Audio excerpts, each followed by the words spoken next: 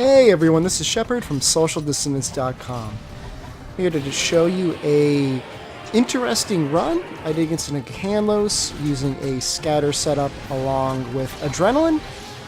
And I think in the process I've discovered every single attack pattern he has and generally how to avoid them. I allowed Ukanlos to hit me once. Following up with a large barrel bomb allows me to get my health just low enough so Adrenaline +2 will activate, which increases my attack power by 1.3 times. Aside from heroics, this is one of the largest attack boosts you can get, and is probably the most reliable attack boost you can get without causing you to die by the smallest of attacks. Attack as often as possible. I mean, it's not like a bowgun in that you have a limited amount of ammo. The only thing that's close is the power coating that you start with, or you should be starting with, gives the largest attack boost that you could ever hope to have with a bow. It gives 1.5 times your attack power. But, I mean, aside from that, you're better off just attacking more and just hoping to hit the weak point.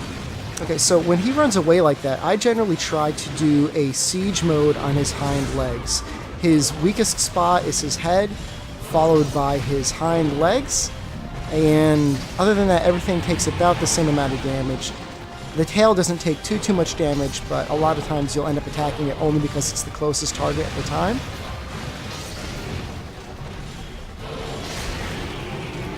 After you flinched him, you should have enough time to get off about 3 more shots depending on how he follows up his recovery.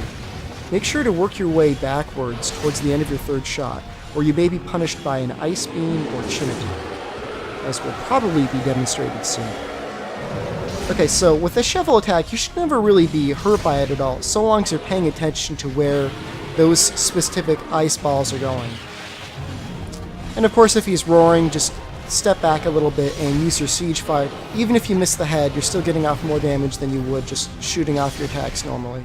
And this part's pretty standard. As long as he's just doing the simple attacks that are easy to avoid, continue to shoot him in the face.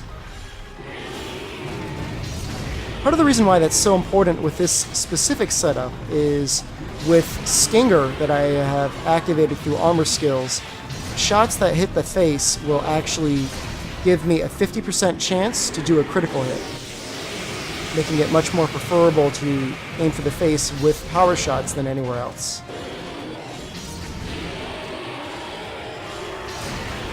That's a second break on the chin.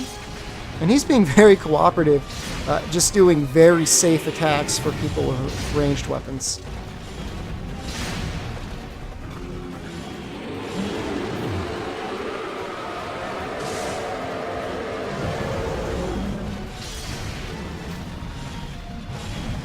Okay, you can kind of see when he puts down his paws one after another like that, he's looking like he's getting ready to jump.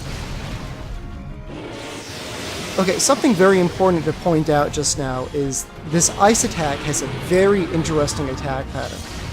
It goes out straight in front of you as a normal ice beam, but at several points in the beam it will actually shoot out balls of ice, which if you have adrenaline activated will probably kill you in just one hit.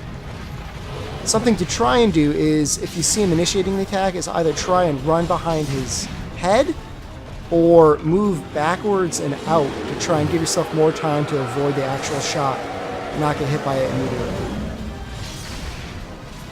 Just so you know, the damage pattern for the scatter shot has the strongest damage in the very middle, and it gets weaker as you fan out.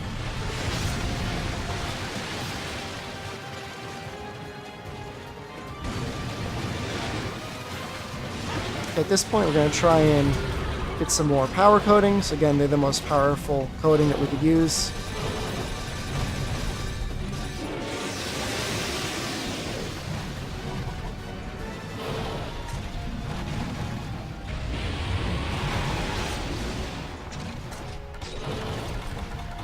And it's always a good idea to retake another power seed every time you've gone through another point in the fight with the boss.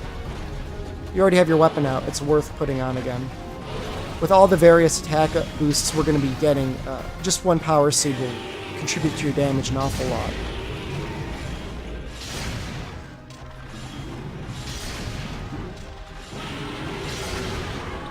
Okay, the tail attack can actually be rolled through, but it's kind of difficult to evade completely because it has 2 attacks.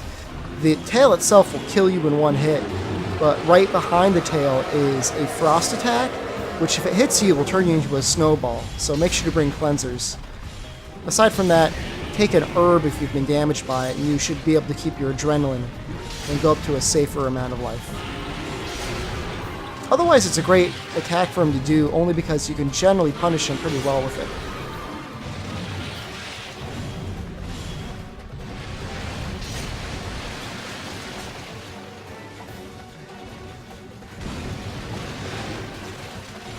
Again, we're going to siege fire his leg.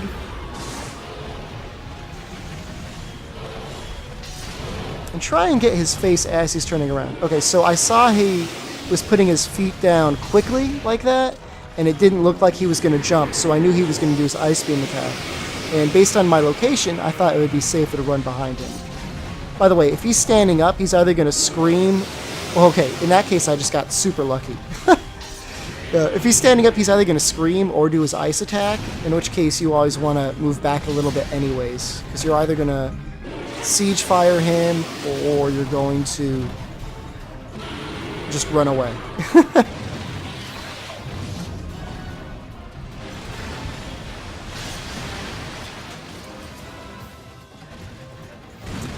Alright, so a note for when he starts digging.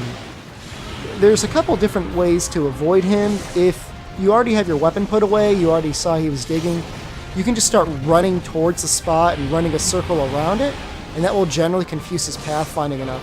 However, if you're caught out of place or whatever, you can actually evade it normally, which is you want to activate the Superman dive and generally kind of evade away from him to the side and towards him.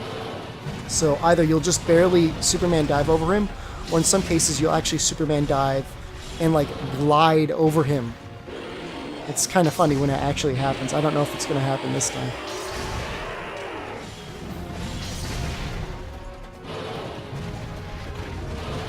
Okay, so when he's coming lumbering at you like that, it's really nothing to be concerned about unless you're completely falling asleep. You should generally just be able to roll under his foot. In fact, most of the time, you don't even have to worry about moment of invulnerability. You just have to do the action, and his foot itself will just pass over you.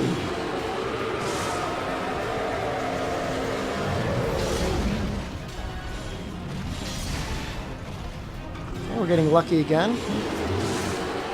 Whoa, okay. So just to note, when he does his scream attack, it's kind of like Teostra and Lunastra, in that it either has a close attack pattern or a far attack pattern. The other time I got a little greedy and I didn't wait to see what attack pattern it was going to be, and I just got lucky in the fact that I did not get hit by it.